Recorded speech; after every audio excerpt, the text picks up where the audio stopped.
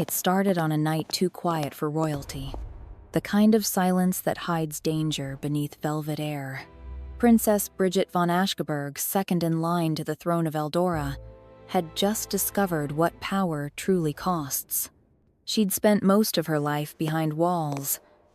Marble, gold, rules thicker than the air she breathed, every step choreographed, every smile rehearsed, until the night her old bodyguard retired and a new one walked in.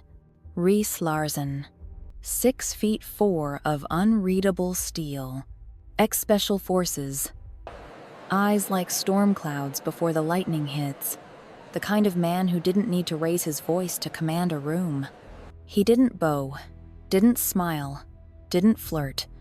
He simply looked, and the world seemed to obey. When he entered the palace, the energy shifted. Bridget felt it before she even understood it. Something primal, something dangerous. And the moment their eyes met across the marble corridor, she knew her life would no longer be her own. Reese had sworn never to cross a line again. He'd spent years protecting kings, ministers, billionaires, people who smiled while lying. He'd seen what desire could do when it leaked into duty. So when he was assigned to Princess Bridget, he promised himself one thing: asterisk, asterisk. She's off limits. Asterisk, asterisk. But Bridget wasn't like the royals he'd guarded before. She wasn't a title. She was human, too human. Her laughter wasn't polite. It was unguarded. Her sarcasm cut through the stiffness of the palace, like sunlight breaking a stained glass window. And she challenged him. Every rule, every wall he'd built, every instinct that told him to stay detached. She made him want to disobey. Their first argument happened 3 days after he arrived. Bridget had slipped away from her detail to attend a friend's charity gala downtown without clearance. When Reese found her, she was standing beneath a chandelier, sparkling in silver silk, surrounded by men who would have sold their souls just to touch her hand. He pulled her aside, his voice low, rough. "You can't disappear like that. You're not just Bridget. You're a target." She tilted her chin, defiant. "And you're not my father." Her tone was pure fire. But when he leaned closer, when his shadow covered hers, the spark turned into something else, something that made her pulse trip. "No," he said quietly. "But I'm the one keeping you alive." For a moment, they stood too close. Close enough for her to feel the heat radiating from his chest. Close enough for him to smell the soft jasmine perfume clinging to her neck. She looked away first. But the damage was done. Weeks passed. Her schedule became his. He memorized her footsteps, her routines, her heartbeat through the comms earpiece. And she began to notice the little things. The way he always walked half a step behind her. The way his hand hovered near the small of her back in crowded rooms. Protective but never possessive. The way his eyes scanned every door before she entered. No one had ever cared like that. Not her father. Not her royal advisors. Not even the men who had sworn loyalty to her bloodline. But this man, this guard, noticed her in ways that had nothing to do with crowns or duty. And that terrified her. One night, she found him training in the palace gym. Sweat glistened across his shoulders as he struck the punching bag with silent precision. Each movement controlled, lethal, beautiful. She stood at the doorway, unseen for a moment. Then she spoke softly. "Do you ever stop working?" He froze, turned, his expression unreadable. "Do you ever stop testing me?" She laughed, crossing her arms, stepping inside the room. "I'm not testing you, Mr. Larsen. I'm observing." "Observing what? How a man like you survives a place like this?" Their eyes locked. The room fell quiet. except for the rhythm of his Don't look breathing so serious. and the slow You wouldn't beat of want her anyone to pulse. think you're actually He looked at working. her like a man who'd already made a mistake, and she smiled like a woman about to make one. But the palace wasn't kind to forbidden things. Rumors travel faster than truth, and in Eldora, a whisper could destroy a dynasty. Every stolen glance became a risk. Every brush of fingers felt like sin. At state dinners, when she stood beside her brother, the crown prince, she could feel Rhys's eyes on her from across the room. Always there. Always steady. Always hers. Even if he'd never admit it. At night, she'd find herself staring at her reflection, whispering questions no princess should ask. Asterisk. What if I wasn't born royal? Asterisk. Asterisk. Would he still look at me that way? Asterisk. And somewhere across the hall, in the shadows of his quarters, Rhys asked himself the same. Asterisk. What if she wasn't my duty? Asterisk. Asterisk.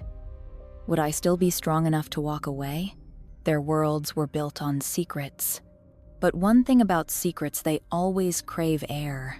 The first real crack appeared when the palace was attacked during a foreign delegate reception. A gunshot. Cows. Screams. Rhys moved before anyone else. His body shielded hers instinctively. She could still remember the sound of his heartbeat against her back as he pulled her behind a marble pillar, his arm locked around her waist.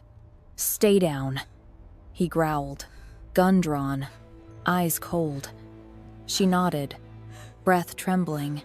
For the first time, she wasn't a princess. She was just a woman, terrified of losing the man who stood between her and death. Minutes later, it was over. The shooter apprehended, the chaos fading. But when their eyes met again, everything had changed. He was still her protector. She was still untouchable. And yet, the air between them burned hotter than ever. That night she couldn't sleep.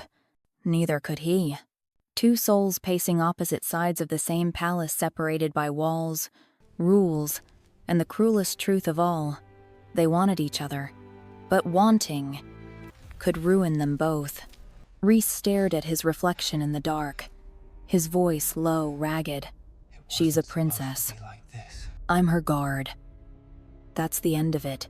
But even as he said it, his hand reached for the scar on his shoulder, the one from the night he first saved her life. And he knew, deep down, it wasn't the end. It was only the beginning. The palace looked peaceful again, but inside its walls, two people were breaking apart quietly. Since the attack, Rhys hadn't looked at her the same way. He was colder now, sharper. Every touch had vanished, every moment turned into command.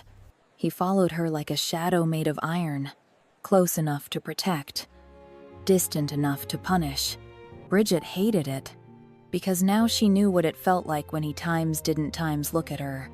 And it hurt more than any bullet ever could. Days became weeks, and the silence between them grew louder. At public events, he stood behind her, a wall of muscle and control in a black suit, earpiece glinting, always professional, always untouchable. But every time her eyes caught his reflection in glass or metal, she saw the truth, the heat he was trying to hide. She tested him. Not because she was cruel, but because she wanted to know if he still felt it too. Late one night, after a gala, she walked into the royal garden barefoot. The grass was wet, the air soft, moonlight silvering her silk dress. "Where do you think you're going, Your Highness?" His voice came from the dark low, rough, dangerous. She turned, her hair spilling down her shoulders like liquid mahogany. "Just getting some air," she said, smiling faintly. "I didn't know I needed permission for that." "You don't," he said, stepping closer. "But you don't get to vanish into the dark either." The distance between them shrank to nothing. He towered over her, every inch of him carved from restraint. And yet his voice softened when he said, "Do you have any idea what could happen if you weren't careful?" She looked up, her amber eyes catching moonlight. "Maybe I like danger." The breath between them trembled. He took one step back, then another, as if her words were fire licking at his self-control. "Go inside," he said quietly, but even he didn't sound convinced. The next morning, she found him in the palace stables, checking the royal convoy before her scheduled trip. He was all black, and focus, tight shirt stretched across his shoulders, jaw tight, eyes hidden behind aviator shades. She approached, heart pounding, pretending calm. "You're very early." He didn't look at her. "I'm always early. Is that part of your charm?" She teased softly. Finally, he turned. "Charm isn't part of my job description, princess."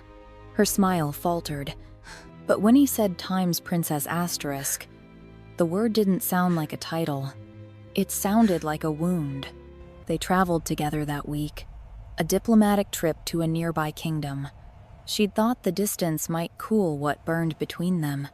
It didn't. If anything, the hotel walls made it worse. They stayed in adjoining suites, connected by a private security door Reese never used. But she could feel him on the other side. The weight of his presence, the way the air thickened whenever he moved. That night, after a tense dinner with foreign ministers, she couldn't sleep. So she knocked. A pause, then his voice. "It's late, Your Highness." "I know." The door opened. He stood there barefoot, in a gray t-shirt and sweatpants, hair damp from a shower, the tattoos on his forearm catching the light like inked thunder. "What do you need?" he asked, voice low. She hesitated. "Just company." That word was dangerous, but he let her in. The room smelled like soap and rain. He motioned for her to sit. Neither spoke for a long time. Finally, she said, "You saved my life. It's my job. That's not what I meant." He glanced at her then, eyes sharp and unreadable. "You should sleep, Bridget." She leaned forward, elbows on her knees, bare feet brushing the rug, voice almost a whisper. "Why do you keep pretending you don't want me?" Reese froze. Every muscle went rigid. "I don't pretend." "Yes, you do," she said. "I see it. Every time you look at me like you hate yourself for it." For a second, silence. Then his voice, raw, broken open like something he'd buried long ago. "You think this is a game?" It's not that simple. He whispered. "I've seen men die for less. You don't know what I'd lose if I ever..." He cut himself off, but the air between them filled in the rest. "If I ever touched you." She rose slowly, her silk robe whispering against her skin. Her heart hammered against her ribs as she took one step closer, then another, until she stood so close she could feel the heat radiating off his chest. "Then maybe," she said softly, "you should stop saving me." His breath caught. She reached up, fingertips brushing his jaw. He didn't move, didn't speak, didn't breathe, just stared at her like a man standing on the edge of everything he'd ever feared. When he finally spoke, his voice was low, rough. "Go back to your room." Her hand dropped, slow. Her eyes searched his, but there was no softness left there, only fire buried under layers of armor. "Fine," she said quietly, and turned to leave. But when she reached the door, he called out, "Bridget." She froze. He looked at her, every word scraping out of him like a confession. "You make it very hard to be good." That night, neither of them slept. Not because of danger, but because desire was far worse. Reese stayed up, staring at the ceiling, knowing he'd just crossed a line in his mind if not in his hands. Bridget lay awake, replaying his voice, his face, the shadow of everything he didn't say. And somewhere between midnight and dawn, she realized she'd stopped caring about consequences, because sometimes the most dangerous thing about love isn't falling, it's pretending you haven't already. It started with silence, the kind that follows a storm, heavy, trembling, almost holy. After that night, they didn't speak for days. But silence doesn't erase what's been awakened. It only feeds it. Reese buried himself in work, training, security drills, reports. He treated her like a mission again, not a woman.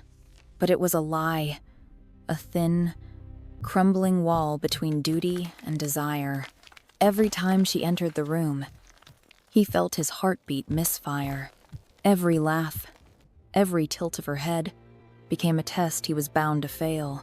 And Bridget, she'd stopped pretending altogether. Her eyes lingered longer.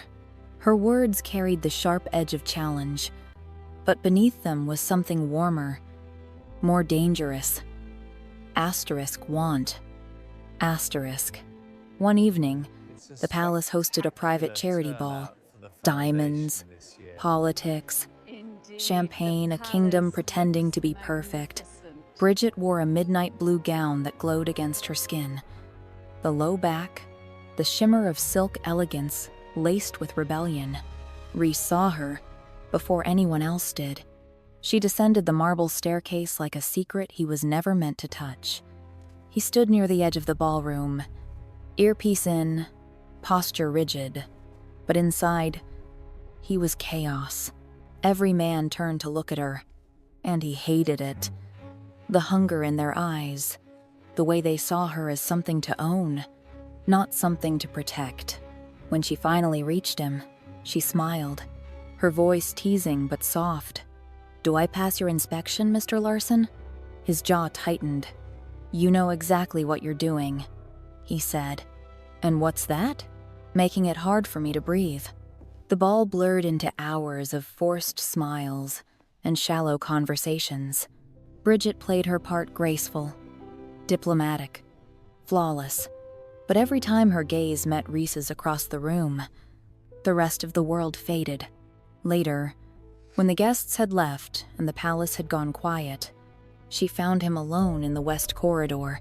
He stood by the window, moonlight cutting across his face, the veins in his forearms standing out as he leaned against the frame. "Why do you do that?" she asked softly. He didn't turn. "Do what?" "Look at me like you hate me and want me at the same time." His eyes flicked toward her, green in the dim light. "You're imagining things."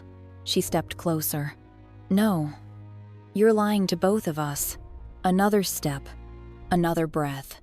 The distance between them vanished until she could feel his heat. Her fingers brushed his wrist, tracing the scar there. "What happened?" she whispered. He didn't answer. Instead, he caught her hand gently, stopping her movement. "Don't do that," he said hoarsely. "Why not?" "Because once I start, I won't stop." She smiled faintly. Maybe that's the point. For a moment, he stared at her, torn between restraint and ruin. Then, with a low curse, he pulled away, turning his back to her before he said something he couldn't take back. The next morning, the king summoned her. Her brother, Nikolai, the crown prince, was leaving for a diplomatic tour, which meant one thing. For the first time, Bridget would serve as acting representative of the royal family. It should have been a triumph. But Reese saw the exhaustion behind her smile, the pressure in her posture. He saw everything she tried to hide. After the meeting, he followed her to the private garden. "You don't have to prove anything to anyone," he said. She turned sharply. "That's easy for you to say. You're not the one whose every breath is judged." "Maybe not," he said quietly. "But I am the one who watches you fall apart and can't do a damn thing about it." That broke her composure. She laughed. Bitter, Can't beautiful. protect you from Then stop this, watching. Bridget. He stepped forward. I can't. There's nothing more I The confession can do. hung between them, raw and irreversible. Wind rippled through the rose bushes, scattering petals across the marble path. Her voice trembled. Riss. He reached out, Expect me to brushed a believe strand of that? hair from her face, It's slowly, all just deliberately, too as if memorizing what he wasn't allowed to touch. I've tried, he said. God, I've tried to stay away. But you, he exhaled. You ruin my discipline. And you, she whispered, ruin my control. Then the world narrowed just the sound of their breathing, the heat between them thick enough to drown in. He kissed her. It wasn't gentle. It was years of repression breaking open, a collision of need and fury and fear. She clung to him like he was the only thing real, her fingers digging into his shoulders, his hands framing her face, his breath rough against her lips. When they finally broke apart, both were trembling. This can't happen again, he said, voice cracking. Then why does it feel like it already has? But forbidden things have a way of growing. One touch becomes a habit. One night becomes a secret. And soon, it wasn't just longing. It was addiction. They met in stolen moments. Hallways. Gardens. Locked rooms. I can't. Anywhere the world couldn't see. We shouldn't Each have. time was a war between reason and desire. Each kiss a promise of destruction. Reese knew it couldn't last. But every time she looked at him like he was her escape, he forgot what duty even meant.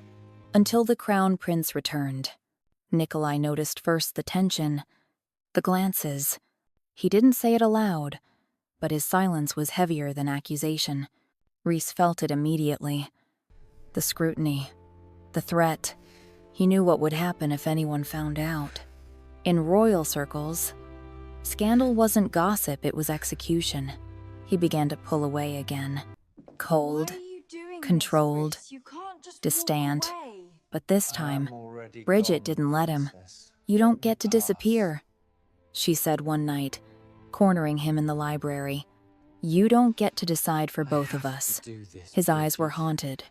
I have to protect you. From what? From me. Lightning flashed outside. Rain lashed against the glass. The smell of old books and danger filled the air. She took his hand, pressed it against her heart. Then protect me here, she said softly, where I'm already yours. Something inside him broke, and for the second time, he didn't fight it. The kiss was desperate, wild. Every page of restraint burned away, clothes forgotten, names lost. Just skin and breath and the sound of everything forbidden finally unleashed. Outside, thunder rolled across the kingdom. Inside, the walls that once protected them finally cracked. Morning came like a confession neither of them wanted to face.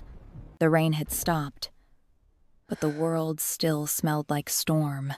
Reese woke first, and for the first time in years, he felt time's peace asterisk.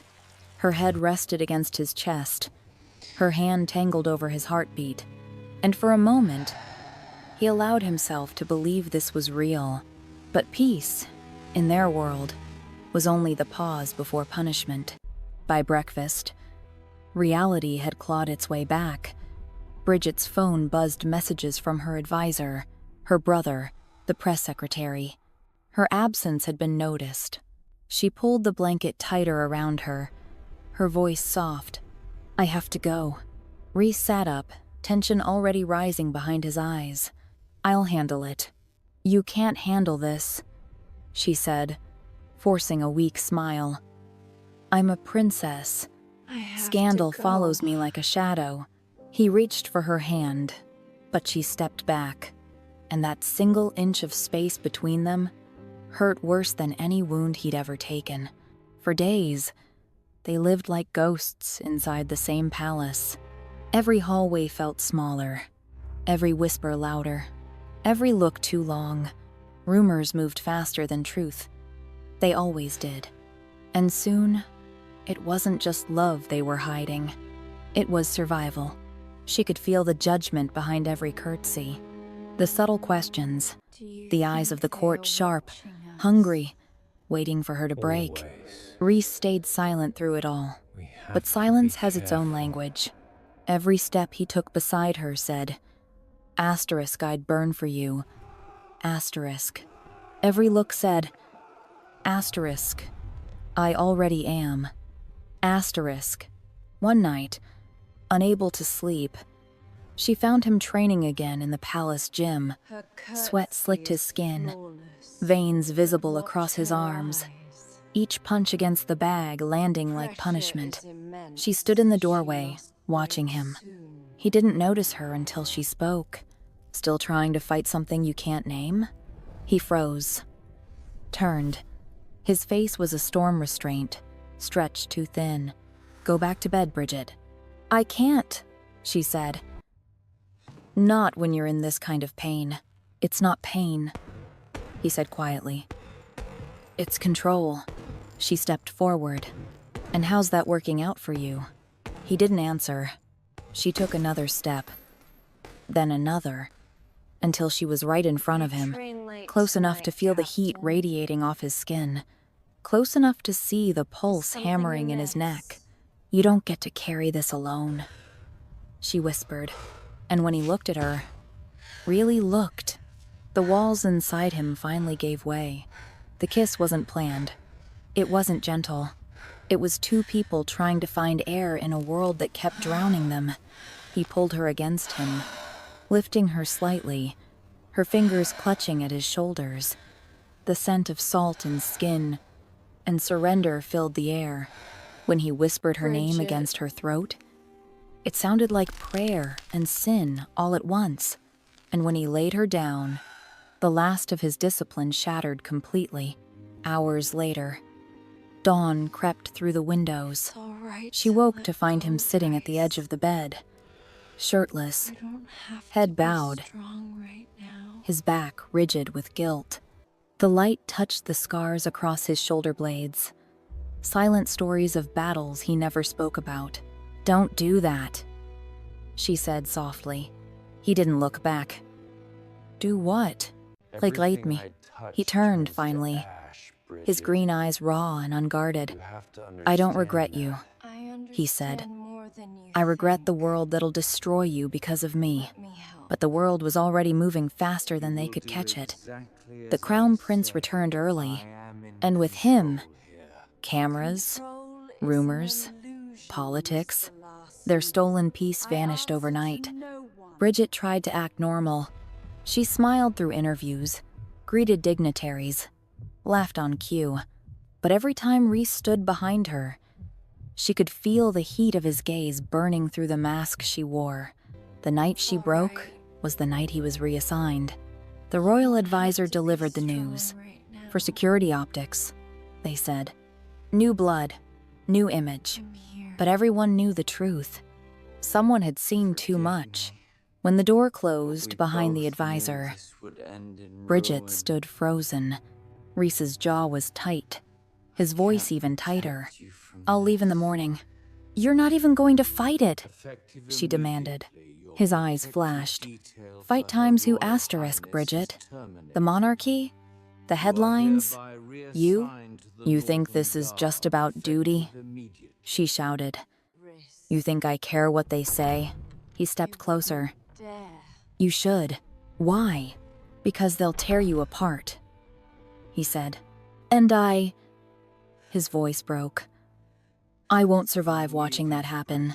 Tears burned her eyes, but she refused to look away. "Then don't," she whispered. "Stay. Be with me. Even if it ruins us."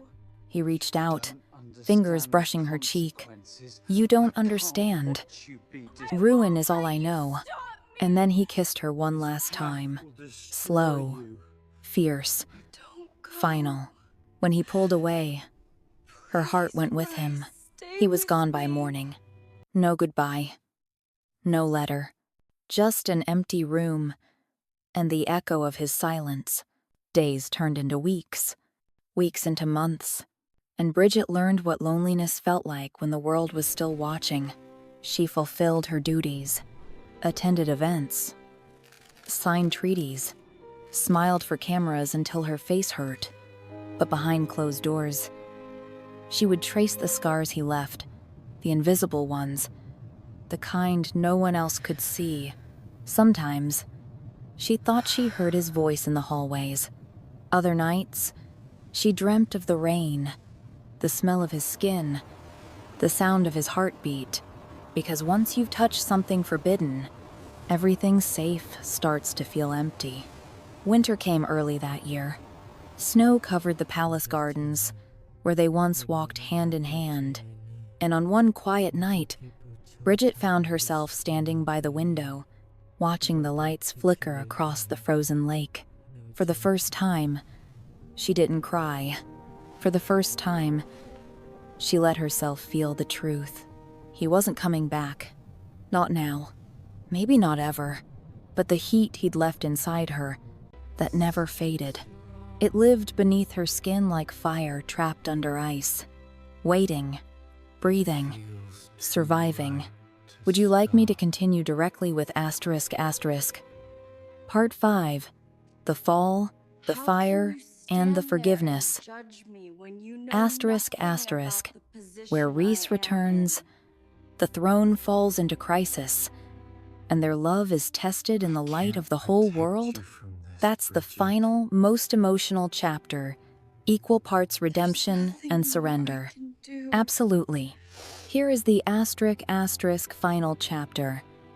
Part 5. The Fall, the Fire, and the Forgiveness. ***.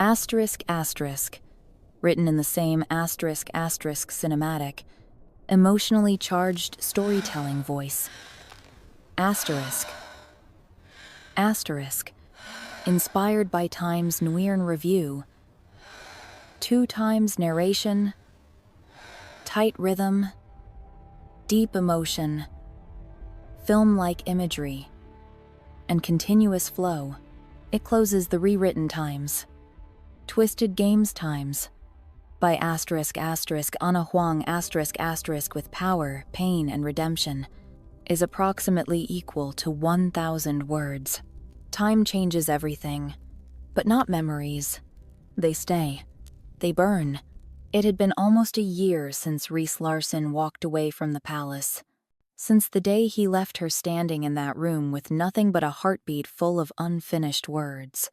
He'd built a new life, quiet, distant, hidden in the shadows of private security contracts and foreign assignments. He told himself it was enough. That distance was mercy. That she was safe now. But at night, when the world went still, he could still hear her voice. Stay. Be with me. Even if it ruins us. And the truth was, he'd been ruined the moment he met her. Back in Eldora, the palace glittered under the illusion of stability. Bridget was now the future queen, at least on paper. The kingdom had changed. Her brother's health was failing, and the royal council had turned its eyes to her. They wanted a symbol, a crown, a woman they could control. But Bridget had learned from the best. She'd learned from the man who once taught her what strength looked like when no one was watching, and she refused to be tamed. She ruled with grace and steel. Her speeches were sharp, her decisions fearless, but behind every command, every smile, there was a ghost she never buried. Then came the scandal, a leaked file, a photograph, a whisper that turned into a roar. An anonymous source claimed the future queen had been involved with her former bodyguard, a commoner, a soldier, a man who vanished after betrayal. The headlines were brutal. The council demanded answers. And once again, the past she'd tried to bury clawed its way into the light. When Rhys saw the news, he didn't think.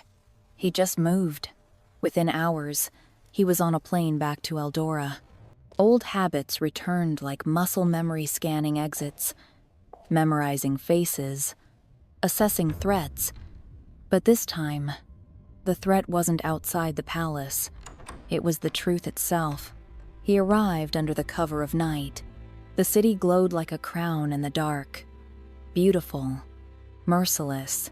He slipped through corridors that once felt like home, and when he finally reached her private chambers, he hesitated only for a heartbeat before knocking once. She opened the door, and for a moment, both forgot how to breathe. Bridget looked different, older, stronger, but still the same. Her hair fell loose around her shoulders. Her eyes the same golden fire that haunted his every dream. "Reese," she whispered. Disbelief and fury tangled in her voice. "You shouldn't be here. I heard what they're doing to you. I can handle it." "No," he said, stepping forward. "You shouldn't have to." She turned away, voice breaking. "You left. You don't get to come back and save me now." He closed the distance between them, his hand hovering near her arm, not daring to touch. "I didn't come to save you," he said. "I came to stand beside you." The room was silent, only the sound of the wind brushing against the balcony doors. Finally, she looked at him, and in her eyes, he saw everything he'd lost and everything he'd ever wanted. "You think standing beside me won't destroy you? I'm already destroyed," he said softly. "At least this way, it'll mean something." Her breath hitched, and then she did the one thing neither expected. She reached out, touched his face. Her fingers trembled, tracing the scar on his jaw, the one she used to kiss in the dark. "You're a fool," she whispered. He smiled, eyes shining. "I've been worse." By morning, the story had spread across the world. The scandal had become spectacle, and the council demanded her abdication. But Bridget stood before them, head high, voice steady. "Yes," she said. "I loved him. I still do, and I won't apologize for that." Gasps filled the chamber. The old men at the table paled. But the world outside erupted not in scandal, but in applause. Because for the first time in Eldora's history, the people saw their princess not as porcelain, but as flesh and heart and courage. Later that night, when the cameras were gone, she found Reese waiting for her on the balcony. He looked at her like a man seeing light after years in darkness. "You could have lied," he said quietly. "I've lived my whole life behind lies," she replied. "It's time I start living behind truth." He exhaled, a sound halfway between relief and pain. "They'll never let us have peace." She smiled softly. "Then we'll make our own." The air between them shifted. It wasn't hunger anymore. It wasn't fear. It was everything they'd fought to deny, finally finding a home. He reached for her hand, fingers threading through hers. No guards, no crowns, no walls, just them. "I spent years protecting you," he said. "But you never needed that." She shook her head. "No, Reese. I needed times you. Asterisk. Outside, snow began to fall the same as the night they first met. Only this time, it wasn't cold. It felt like forgiveness. He pulled her close, pressing his forehead to hers. "You were always my weakness," he whispered. "And you," she said softly, "were always my strength." They stood there for a long time, the city lights below flickering like stars. Somewhere far away, bells rang for the future queen, and beside her stood the man who would never be royal, but would forever be hers. Because love isn't always meant to be pure. Sometimes it's carved from ruin, forged in fire, surviving every rule meant to kill it. And sometimes, the greatest kind of power is simply the courage to choose love anyway.